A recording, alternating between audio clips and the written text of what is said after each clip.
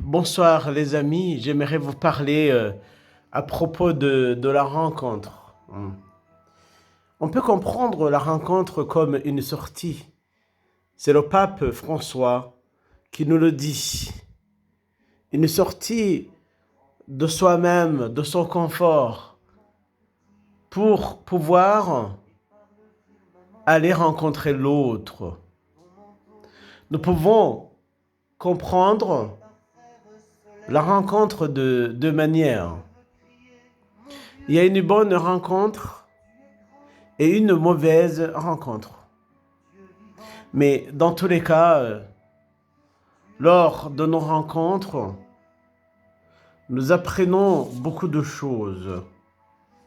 Nous apprenons comment vivre. Nous apprenons comment sortir de notre moi. Comment sortir de chez soi afin de nous rendre disponibles pour autrui. La rencontre nous transforme. La rencontre exige un travail sur notre personne. Quand nous savons que nous avons un rendez-vous important, nous sortons de l'habituel, nous changeons notre mode de nous habiller, nous changeons notre manière de penser, nous changeons notre manière de comprendre les choses.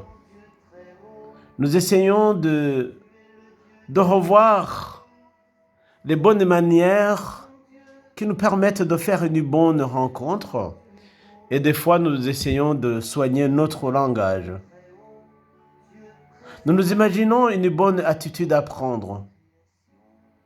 Finalement, rencontrer, c'est accepter d'être bousculé, d'être troublé.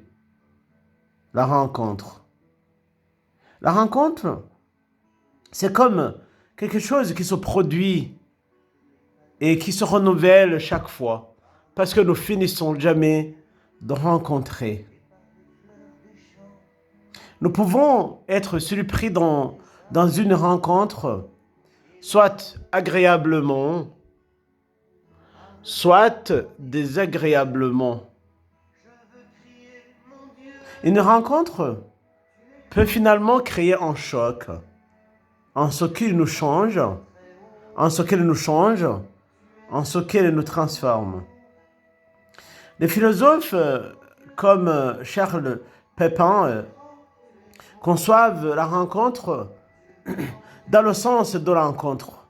Ce qui veut dire que dans la rencontre, on se heurte à quelqu'un sur son chemin et nous essayons de prendre le chemin ensemble. Et c'est ce qu'on appelle le choc de l'altérité.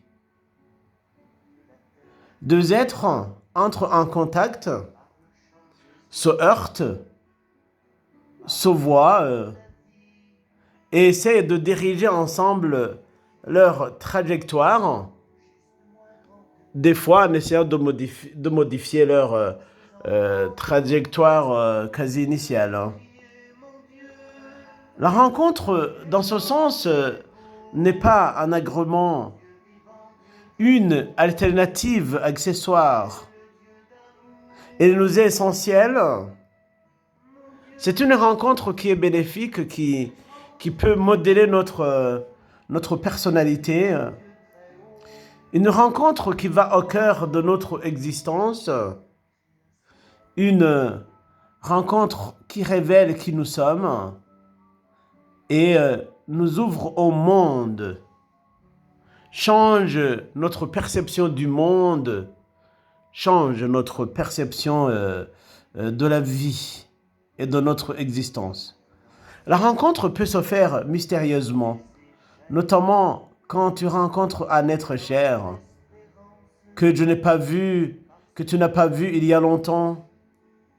Dans ce sens, elle apaise le désir du besoin de voir l'autre, de discuter avec l'autre, d'échanger avec l'autre. Oui, parce que dans une telle rencontre, je me rencontre et je rencontre l'autre qui est un autre moi-même et je me réalise dans cette rencontre. Pour qu'une rencontre soit bénéfique, il ne faut pas qu'elle soit une pathologie ou il ne faut pas qu'elle soit toxique parce qu'il y a des rencontres qui soient toxiques, mais il faudrait qu'elle soit bien vécue, qu'elle soit un lieu où on s'invente et où on invente la vraie liberté qui nous permet d'échanger avec le prochain, avec l'autre. C'est une rencontre qui permet la profondeur de l'échange, un échange constructif, un échange qui nous permet d'avancer. Oui, dans ce sens, la rencontre nous nourrit, bouscule notre vision et la compréhension du monde et de la vie. Elle nous fait sortir dans l'ombre de nous-mêmes. Elle nous fait sortir de nos incertitudes, de nos routines et de nos chemins de pensée. Elle nous permet de nous ouvrir aux autres, d'être disponibles pour eux, d'apprécier et de découvrir l'inconnu. Parce que, comme l'homme est un mystère, nous sommes des mystères pour les autres et pour nous-mêmes. C'est une rencontre qui est bénéfique. C'est une rencontre qui nous fait grandir, qui nous permet de nous découvrir et de découvrir le monde, de nous épanouir. Au-delà, la rencontre est une occasion de discuter, d'apprendre, d'améliorer la vie sociale, la vie familiale, la vie amicale, une occasion d'ouverture et d'élévation de notre esprit. Oui, la rencontre doit être le contraire de l'isolement, de l'individualisme. Quand le pape que j'ai cité parle d'une sortie, il avait dans sa conscience le fait que on peut faire de super rencontres, même quand on ne s'y attend pas du tout. Il faut oser aller vers l'autre, ne pas avoir peur de l'autre, même si de temps en temps, on se prend des vents, surtout quand ça tourne autrement. N'ayons pas peur de prendre ce risque. La rencontre est une source d'apprentissage sans fin. À travers les idées divergentes, nous apprenons.